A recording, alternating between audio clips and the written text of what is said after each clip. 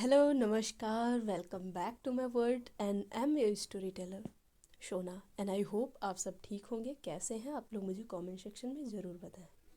मैं भी बेहतर हूँ। तो जैसे कि आपको पता है कि हमारी कहानी का नाम है कहानी दो दिलों की। तो पिछले पार्ट में हमने देखा था कि शेफाली का एक डेविल वाला रूप जो था वो आया था सबके सामने। वो अलग ही एक रूप उसका निकल कर आया था जो कभी किसी ने भी नहीं देखा था, और इससे हमारी मिस कपूर बहुत ज़्यादा हर्ट थी। तो चलिए थोड़ा सा टाइम को आगे बढ़ाते हैं। रात यूं ही गुजर जाती है, फिर सुबह होती है। सुबह वही कुछ 10 बज रहा था। जो कपूर सॉरी जो मल्होत्रा ग्रुप की जो बिल्डिंग थी ना, वहाँ पे 18th फ्लोर पे हेड ऑफिस में डोर ओपन होते हैं। मीटिंग ऑलरेडी चल रही थी। प्रोजेक्टर पर सारे नंबर्स एंड ऑल ये सारी चीज़ें वहाँ पे आ रही थी। आरव भी कुछ बोल रहा था। आरव ही वो मीटिंग ले रहा था। मिस कपूर भी साइड में चेयर पे बैठी हुई थी। और तब डोर्स ओपन होते हैं और शेफाली एंटर करती है। उसके हाथ में कोई फाइल नहीं था। कोई भी उसके पास असिस्टेंट या फिर कोई मैनेजर उसके पास कुछ भी नहीं था। उसने वाइट कलर का शर्ट और ब्लैक कलर का बहुत ही अच्छा ब्लेज़र पहना हुआ था, और उसकी black pant, black shoes, black goggles. वो एक सीईओ लेडी लग रही थी, जिसे देखकर लग रहा था कि हाँ, असली मालिक तो यही है भाई, कंपनी तो इसी की ही है। उसके बाल बहुत ही सुंदर लग रहे थे। वो एक डॉन्स जैसी लग रही थी। वो गॉगल्स को निकालती है। उसकी आंखें बहुत ही मदहोश करने वाली आंखें थी। और पीछे से रिसेप्शनिस्ट जो था ना, वो लड़की जो थी, वो आवाज़ देती है, क्या मैम आपकी कोई अपॉइंटमेंट है? पर यहाँ मीटिंग रूम ओपन हो चुका था। हर किसी की नज़र शेफाली के ऊपर थी। आरव और मिस कपूर फ्रीज होते हैं ऐसे लुक में देखकर। वो भी ऑफिस में, पहली बार ऑफिस में शेफाली आई थी। और मिस कपूर वो तो बहुत ही बुरी तरह से फ्रीज हो गई थी, जैसे उसकी जॉ लाइन बहुत टाइट हो गई थी। वो होता ना, कुछ गुस्सा आ गया था, या फिर वो सोच रही थी आखिर ये है क्या। और शेफाली आरव के पास से गुजरती है और कहती है, तुमने अभी तक समझा ही नहीं, यहाँ कौन डिसीजंस लेता है। आरव की पेन ना वहीं पे रुक जाती है, टेबल पे ही, या यूं कहें कि गिर जाती है। और जो आरव के हाथ में एक प्रोजेक्टर का रिमोट था ना, वो भी वहीं पे गिर जाता है। शेफाली प्रोजेक्टर का रिमोट उठाती है और स्क्रीन को चेंज करती है। Slide 1, Shefali Malhotra, the real CEO of Malhotra groups and strategic partner Kapoor industries. भाई, यहाँ पे सबके होश उड़ जाते हैं। लोग देखते हैं तो कहते हैं, ये है मिस शेफाली मल्होत्रा।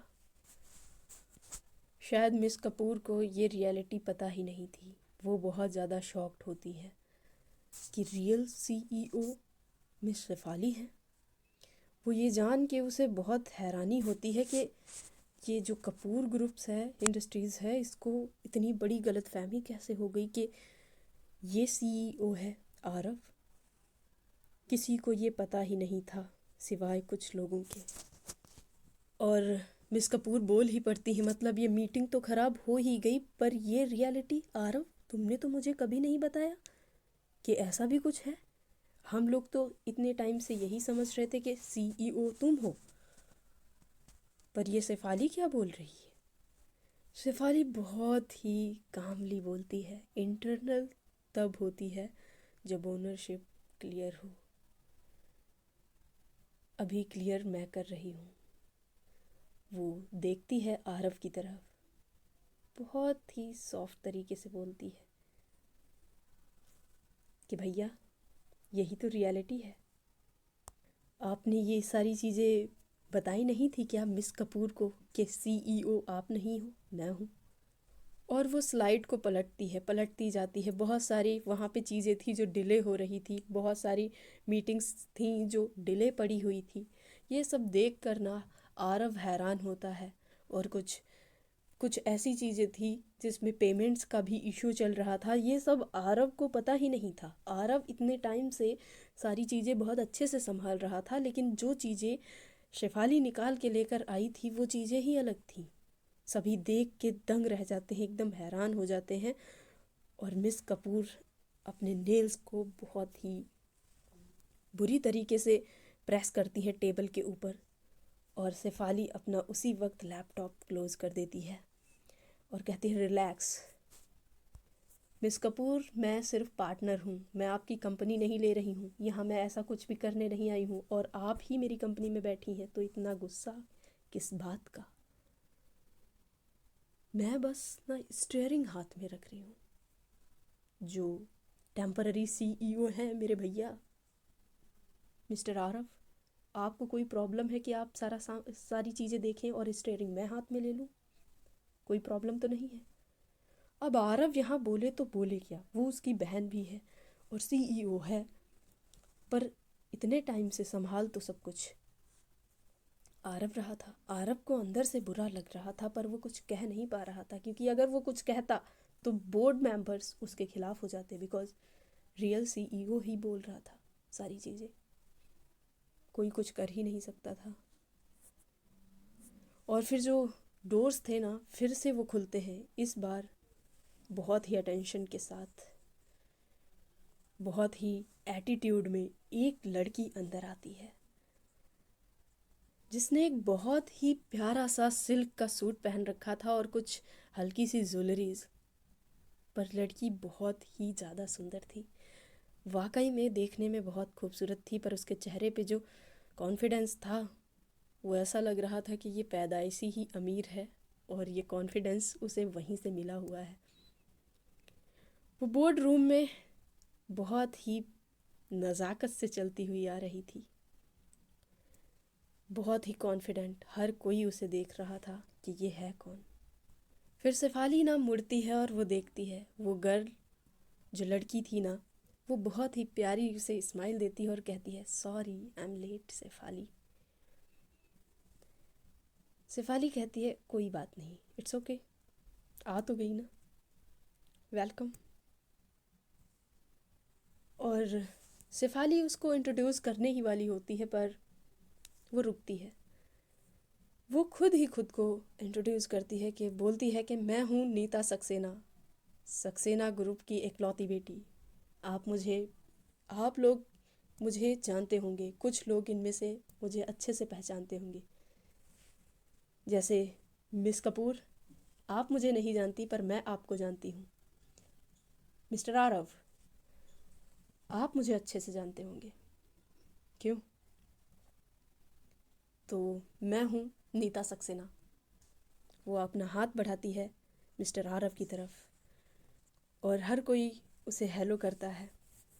वो लड़की अलग ही कॉन्फिडेंट में आई थी, पर कोई था जिसके चेहरे की हवाइयाँ सारी उड़ चुकी थी, उसके होश उड़ गए थे। वो थी मिस कपूर। उनके चेहरे पे ना ही कोई स्माइल थी, पर एक तीखी सी स्माइल, जैसे ना जाने दुखी सी स्माइल कह सकते हैं, वो दे रही थी। दिखावे वाली स्माइल जो होती है जॉब के टाइम, बस वही थी। सक्सेना ग्रुप, जो कि बहुत ही बड़ा ग्रुप था, और ये बात मिस कपूर को अच्छे से पता थी। हर कोई वहाँ जानता था कि अगर मल्होत्रा ग्रुप के बाद अगर कोई बड़ा है ना, तो वो है सक्सेना ग्रुप। नीता थोड़ा सा चलती है शेफाली की तरफ, और फिर वो शेफाली के पास जाकर कहती है कि डैड कहते हैं कि अगर शेफाली मल्होत्रा से हाथ मिला लिया तो चीज़ें और भी बेहतर हो जाएंगी। और मुझे ऐसा लगता है कि मिस शेफाली, अगर हम साथ में हो जाएं, मतलब हम नहीं। वो थोड़ा सा स्माइल करती है, उस स्माइल के पीछे बहुत कुछ छुपा हुआ था। कहती, आई मीन सक्सेना ग्रुप और मल्होत्रा ग्रुप अगर एक हो जाएं, एक साथ मिलकर काम करें, तो शायद दुनिया में एक मिसाल बनेंगे हम। क्या कहती हैं मिस शेफाली? मिस्टर आरव, मैं कुछ गलत कह रही हूँ? भाई, यहाँ पे शेफाली का रिएक्शन इतना ज़्यादा अच्छा था। शेफाली बहुत ही प्यार से कहती है और डेविल वाली स्माइल के साथ मिस कपूर की तरफ देखते हुए, बहुत ही प्यार से हाथ मिलाते हुए शेफाली से, क्यों नहीं, और हम ये मिसाल बनाएंगे। फिर वहाँ कुछ ट्रस्ट की बात होती है, भरोसे की बात। तो वो कहती है कि डील तब होती है जब ट्रस्ट होता है, भरोसा होता है। और ट्रस्ट यहाँ सिर्फ एक डायरेक्शन में था। ये शेफाली बात कर रही थी ट्रस्ट की। शेफाली कहती है कि भरोसा बहुत ज़्यादा ज़रूरी है मिस सक्सेना। भरोसे के बिना कोई डील नहीं हो सकती। और वो मिस कपूर की तरफ देख रही थी। मिस कपूर का जो ग्लास था उनके हाथ में, वो थोड़ा डाउन कर देती हैं, रुक सा जाता है उनका हाथ वहीं पे, और थोड़े हाथ कांपने से लगते हैं। और दूसरी तरफ हमारा आरव, उसकी आंखों में पहली बार एक डर था, न जाने कैसा। शायद ऐसा उसे लग रहा था कि उससे चीज़ें छिन रही हैं। शेफाली खड़ी थी। शेफाली बैठती नहीं है। जो ओनरशिप की, वो ओनर की जो सीईओ की जो चेयर होती है, वो उस पर बैठती नहीं है। वो शायद बैठना वहाँ ज़रूरी नहीं समझती है। और वो आरव की तरफ देख रही थी। उसे लग तो रहा था कि उसके भाई को शायद कहीं ना कहीं हर्ट हुआ है कि मैंने उससे चीज़ें शेयर नहीं की, पर वो कुछ नहीं कहती है। फिर कुछ देर सोचने के बाद वो अपने भाई से कहती है, भाई आप मुझे ना कंपटीशन की बातें बताया करते थे ना, कंपटीशन, ऐसा कंपटीशन, वैसा कंपटीशन। चलिए आज फिर मैं कंपटीशन करती हूँ। आज मैं कंपटीशन की इस दुनिया में उतर चुकी हूँ और अब मैं कंपटीशन करूँगी। आरब कुछ चीज़ें समझ पा रहा था कि वो किस कंपटीशन की बात कर रही है। ये हम बाद में देखेंगे कि आरब ने क्या समझा था। फिर वो नीता के साथ ना चली जाती है। वो दोनों हाथों में हाथ डाल के जा रहे थे। डोर के पास जैसे ही पहुंचती है ना शेफाली, वो पीछे मुड़कर देखती है एक बार मिस कपूर की तरफ, और एक डेविल वाली स्माइल और उसकी आंखें एकदम भरी हुई गुस्से में। उधर वो देखती ज़रूर है, जेलसी की वजह से, या फिर क्या ही कहें, जैसे सब कुछ छिन सा गया था मिस कपूर के हाथों से। जेलसी की वजह से उनका फेस एकदम रूखा सूखा सा हो चुका था। और देखा जाए ना तो शेफाली ने कोई अपनी पावर या ये सब कुछ नहीं दिखाया है। उसने रियलिटी बताई है, उसने नेटवर्क्स दिखाया है कि उसे भी लोग जानते हैं, वो अच्छी से अच्छी डील्स लेकर आ सकती है। पर मिस कपूर और आरव, इन लोगों, ये लोग शायद जल गए थे। वो अपनी बहन से ही जल गया था या हर्ट हो गया था, पर मिस कपूर वो तो जल गई थी। उनके चेहरे से ही पता चल रहा था कि वो जल चुकी हैं। और दूसरी तरफ हमारी मिस कपूर, वो बहुत ही जल्दी वहाँ से उठती है और चली जाती है अपने ऑफिस में। सभी, वो जैसे ही जा रही थी तो स्टाफ उनके चेहरे पे देख पा रहा था कि वो कैसे गुस्से में जा रही है। मिस कपूर अपनी हील्स को निकालती है, कैबिन में ही फेंक देती है। वो चेयर पे बैठती है, फिर उठती है, फिर बैठती है, फिर बैठती है, फिर उठती है। वो ये सारी चीज़ें कर रही थी, उसके हाथ कहीं रुक नहीं रहे थे। वो अपना फ़ोन उठाती है और आरव को कॉल करती है। आरव ऑफिस से तुरंत निकल गया था। वो कॉल डिस्कनेक्ट हो जाता है, आरव कॉल नहीं उठाता। वो फिर कॉल करती है, वॉइस मेल करती है, उसको शायद जानना था मल्होत्रा ग्रुप के बारे में या क्या ये सारी चीज़ें चल रही हैं, वो सब जानना चाहती थी। वो अपने आप को कंट्रोल करती है, एक लंबी सांस लेती है और वो कहती है, शेफाली, मल्होत्रा, तुमने ठीक नहीं किया ये। वो जाती है मिरर के सामने। भाई बंदी बहुत ही ज़्यादा खूबसूरत लग रही थी उस वक्त भी, गुस्से में भी। और वो उसकी आंखें वो एकदम लाल हो चुकी थी।